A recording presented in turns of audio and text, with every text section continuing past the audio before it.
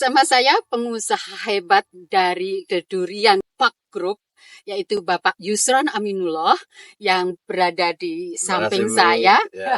Selamat sore, Pak. Sore, terima kasih Bu. Wah, keren ini. Saya tadi jalan-jalan ke The Durian, terus kemudian banyak villa-villa juga, ada pohon-pohon durian juga. Wah, ini kayaknya ada pengembangan yang lebih bagus ini The Durian ini. Boleh Ya diceritakan Pak. Bu. ide apa kemudian dari perkebunan ya Pak ya, Ya. perkebunan durian kemudian berkembang menjadi The Durian Pak, ini. ya.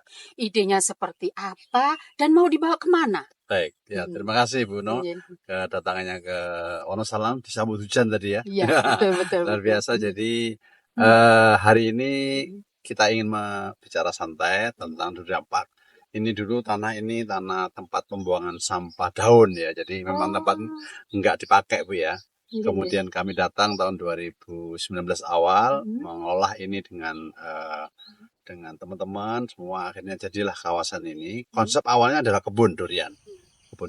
Tapi kami paham bahwa hasil survei kami ke Bogor, ke Jawa Barat, kemana, kalau hanya mengandalkan kebun tidak akan bisa hidup, ya kan ya. Kebun itu tidak bisa ditunggu sekarang hasilnya, Bu. Harus menunggu 4 tahun, 5 tahun lagi gitu ya. gitu, baik. Sehingga tidak bisa kalau kita mau mengandalkan kebun saja. Iya.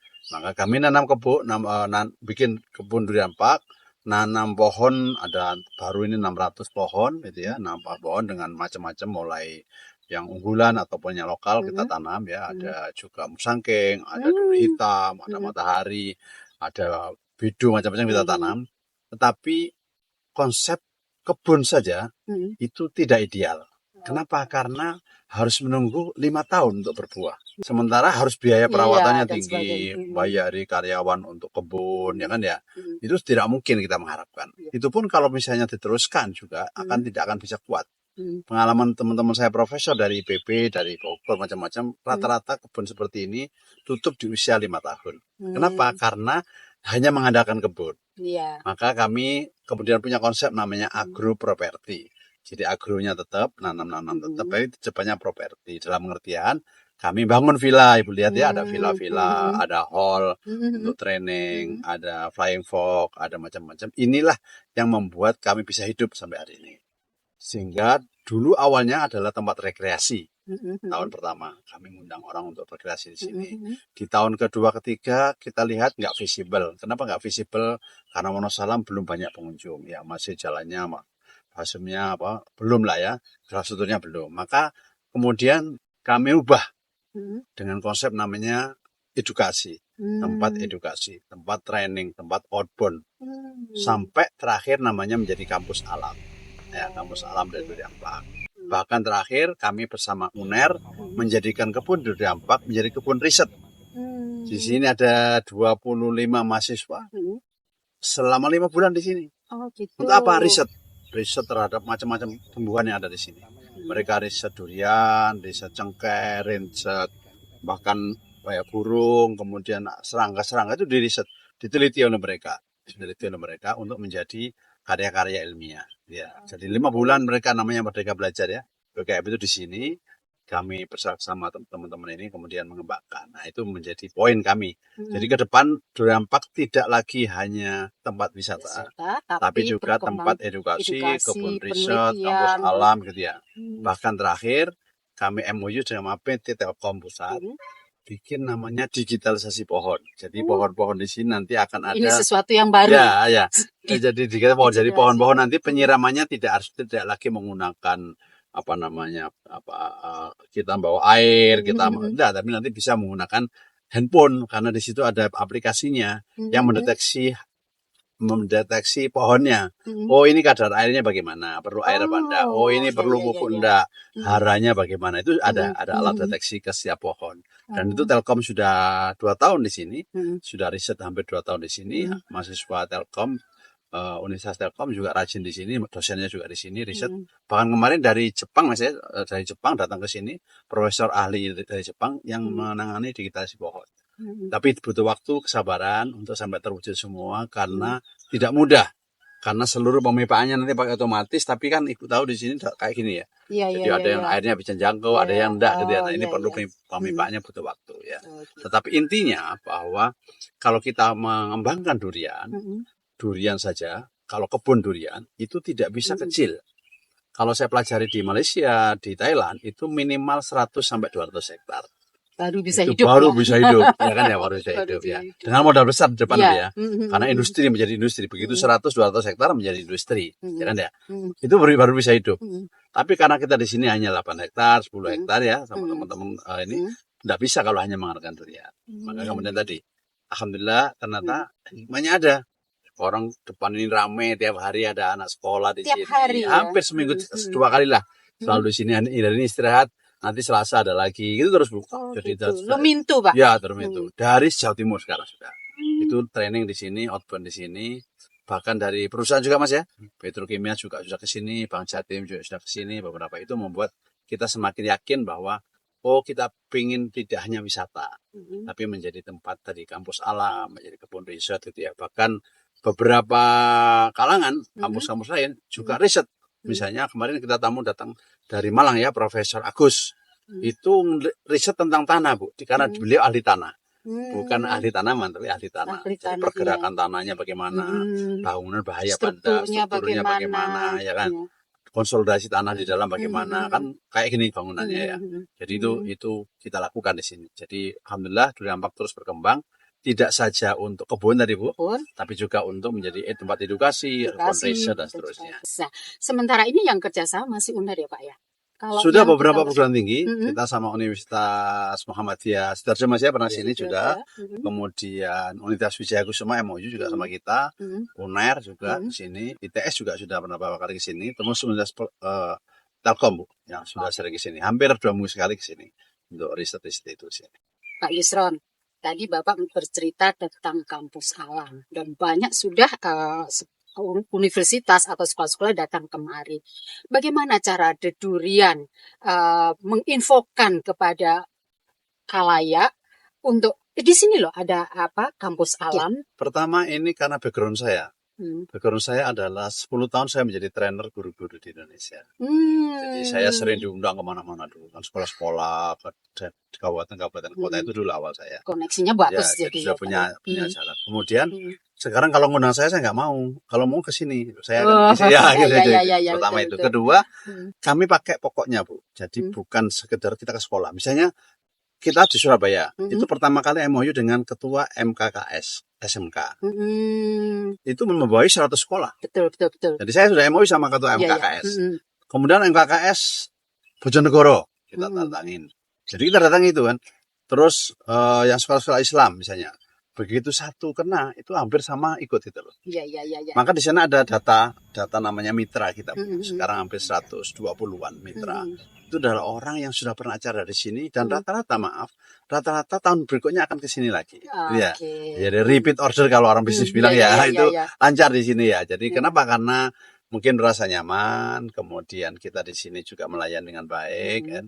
Tempatnya juga enak kan Bu ya, nggak perlu AC, meskipun AC kita siapin tapi di villa-villa tapi tetap tidak perlu AC kalau malam dingin ya. Terus ketiga ada suasana baru. Kan dulu banyak Trawas, Malang ya, sekarang mulai geser.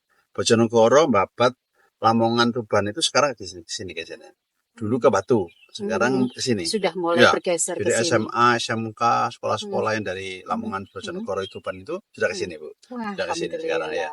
Bahkan Mojokerto, Gresik juga sudah ke sini. Jadi sistem sebenarnya getuk tular kita pada pokoknya tadi yang Bapak bicarakan, dari situ langsung ke bawahnya lebih gampang. Lebih gampang ya. Di samping kuncinya bukan sekedar sistem tapi juga pelayanan. Betul. Kalau pelayanan kita baik, insya Allah dia akan ngomong temennya. Kembali lagi. Lalu temennya dibilangin ke sini gitu ya.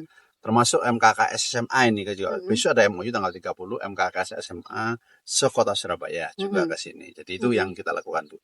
Biasanya kalau MKKS itu kan anggotanya banyak 100. Ya ngirim 10 sekolah aja kan 10 sekolah lumayan. udah bagus. Sudah lumayan. Jangan sekarang sekolah itu maaf tempatnya dana. Iya. Tempatnya dana. Jadi sangat mungkin untuk melakukan kegiatan-kegiatan. Ada program belajar mandiri. Iya, belajar mandiri, outing kelas ya kan. Iya, jadi sehingga itu sangat memungkinkan akan berinteraksi Ya. ke sini. Kalau di Durian Park ini dikenal, Mhm. dikenal agak mahal Mhm. karena memang pelayanan kita adalah kelas menengah. Mhm. Kalau yang kalau sering ke sini misalnya maaf anggarannya minim, kita sarankan ada tempat lain. Kenapa? Karena memang kita harus punya standarisasi. Oke. Kami banyak juga menggunakan pembayaran lewat Sipla, Bu, Kemendikbud itu. Jadi mereka pakai sistem itu bayar lewat Sipla, jadi bayarnya nggak ke kita. Itu ada pola-pola itu dilakukan. Kedua, sekolah-sekolah Muslim, sekolah-sekolah unggulan dari Surabaya, Gresik itu sudah juga ke sini, gitu ya.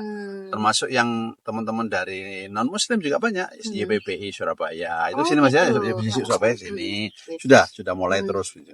Dan itu pembelajaran kepada kita bagaimana supaya melayani dengan baik ya.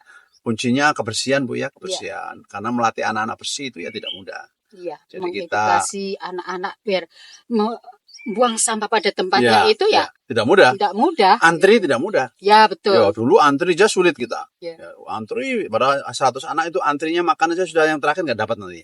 Akhirnya kita temukan sistem. Dulu makannya di ruangan, sekarang kalau makan pagi di luar. Oh, jadi di udara sejuk gini makannya diambil sendiri kan ya. Sudah mulai terus perbaikan-perbaikan dari situ.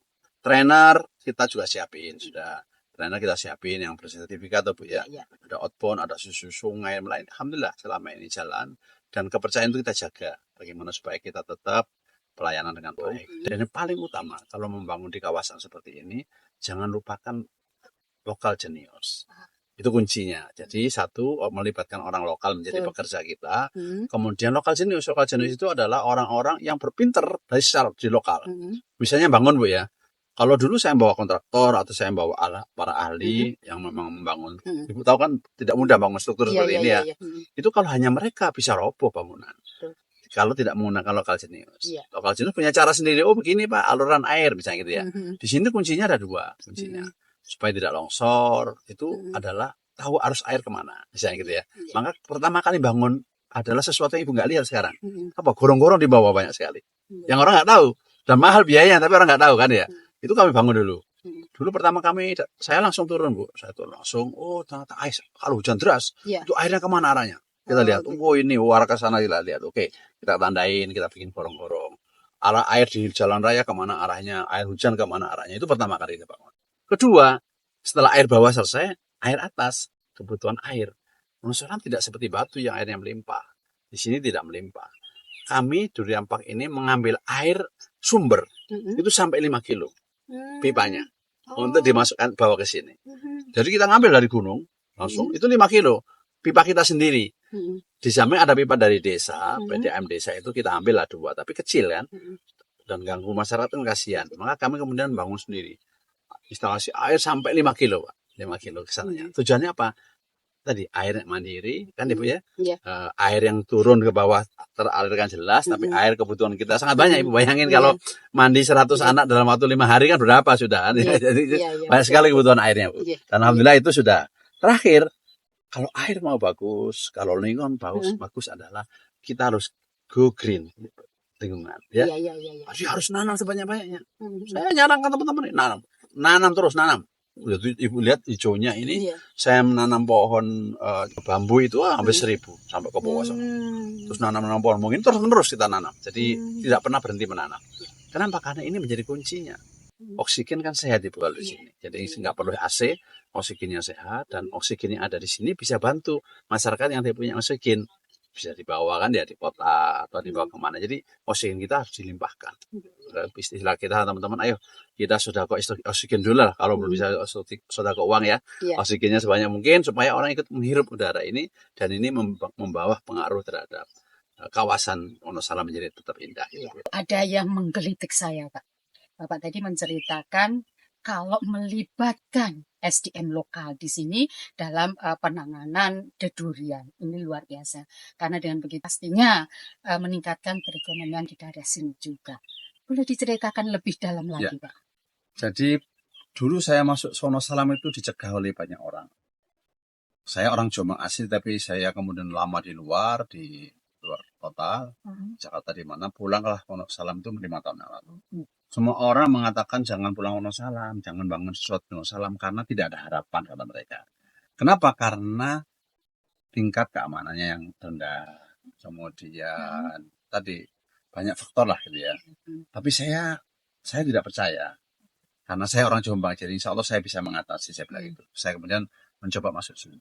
Dan banyak teman-teman kita dari Surabaya, pengusaha dari mana-mana, kalau mau bangun sesuatu di sini, biayanya mahal. Karena mereka magarin.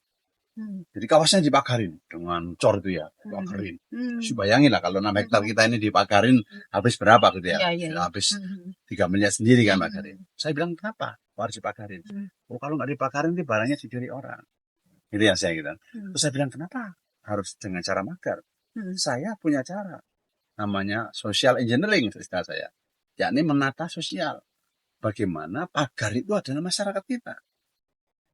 Jadi karyawan kita itu adalah pagar, masyarakat ini adalah pagar kita. Karena kita keluarga sama mereka, sama-sama hidup, sama-sama itu. Pagar utama itu pagar. Jadi saya sejak awal mengatakan bahwa harus orang lokal banyak. Ya, lokal banyak harus dimasukkan. Bahwa ada profesional, ya kita cari dari luar, ya kan ya. Seperti kami merawat kebun durian ini kira-kira ada 12 orang, saya. Itu semua orang lokal sini, orang Wonosalam. Tetapi kami punya profesor, Prof. Reza namanya. Itu ahli durian Nusantara, ketua Yayasan Durian Nusantara. Mereka yang memberi pengarahan. Oh begini, oh pupuknya begini, kalau top walking itu begini, kalau rumput itu pembersihannya begini, itu beliau. Hampir 3 bulan sekali datang untuk memberi pengarahan. Tapi pelaksananya adalah orang sini. Ya.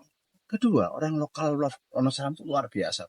Dari sisi fisiknya, dari sisi semangatnya pekerja keras. Kita nggak mampu kadang-kadang naik turun itu nggak mampu kita. Capek sendirilah kita. Kalau beliau orang-orang Wonosalam luar biasa. Itu saya kagumi itu. Cuman memang perlu dipimpin, perlu diarahkan. Misalnya karyawan kami itu kami pimpin dengan cara apa? Ayo bareng-bareng bersama. Yang damai lah. Ayo sama-sama ya. Kemudian ya kita total misalnya bagaimana BPJS kerjanya kita atur ya kan. Kalau dia sakit kita atur dan sebagainya itu kita tata semua.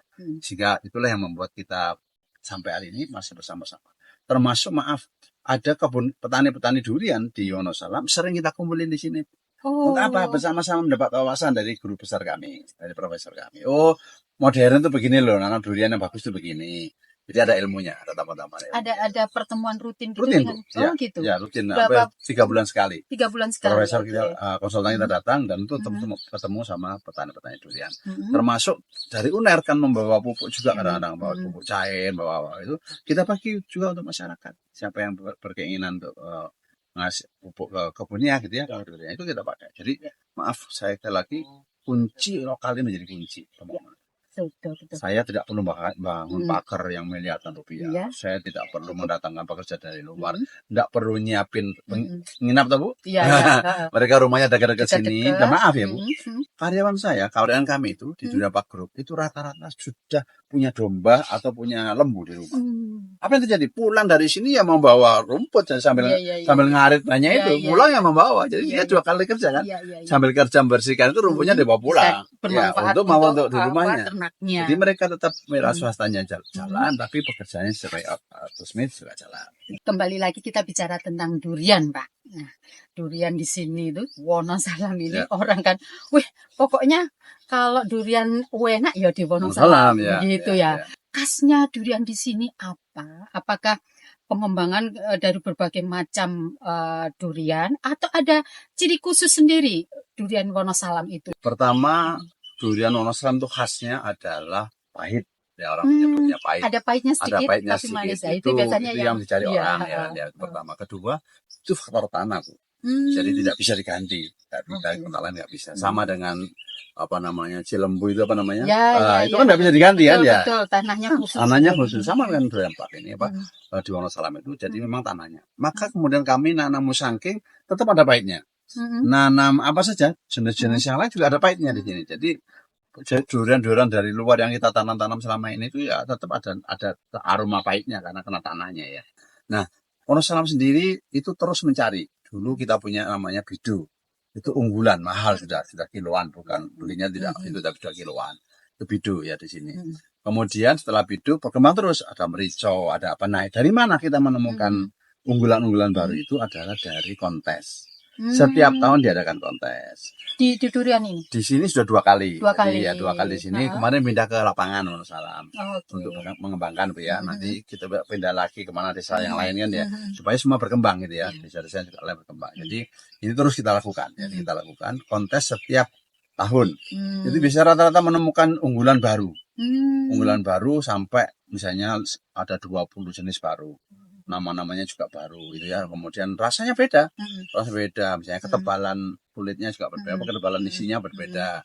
Ponggenya itu juga lebih kecil. Misalnya itu terus menemukan. Buahnya tebal. Oh ya, itu terus menemukan. Dan di sini juga ada namanya kenduren Wonosalam. Itu adalah kenduri yang dihadiri 25.000 orang yang pesta durian dibagi-bagi itu. Nah, itu punyanya pemerintah. Dulu warga desa ini Pak iuran gitu ya untuk bagaimana bikin gunungan durian itu. Kemudian sekarang sudah menjadi programnya pemerintah kabupaten untuk didukung ya. Jadi selama ini sudah menjadi paketnya kabupaten, bahkan insya Allah menjadi provinsi kan depan ya. Dan nasional ini menjadi langkah-langkah kita lakukan. Jadi tetap tidak boleh, termasuk durian pak ini tidak boleh lepas dari durian. Karena memang unggulannya itu gitu loh. Nah, kita nanam banyak. Yang masih kecil-kecil ini baru nanam ini Bu, baru nanam. Ini juga pohon durian ya? Ya, ini baru nanam kira-kira 2 tahun ya. Masih 5 tahun sudah besar. Nah, kunci lain adalah bahwa kita tidak boleh mencoba mempercepat. Dulu ada upaya misalnya panen 2 kali setahun, setiap musim panen tidak bisa. Mempengaruhi rasa gitu atau gimana? Bukan. Jadi dulu ada disemprot Bu supaya keluar bunganya kan ya. Bunganya keluar. Tapi nggak ada yang jadi. Gitu. Ya. Jadi ya sesuai alam ya. Nah, profesor kami, Prof. Reza, adalah ahli yang menentang itu, menentang untuk percepatan. Nanti jadinya kan juga nggak bagus.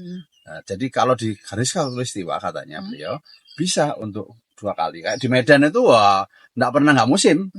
Medan Sumatera sana itu musim terus. Tapi kalau di sini nggak bisa, dipaksakan nggak bisa. Ya tetap 1 musim.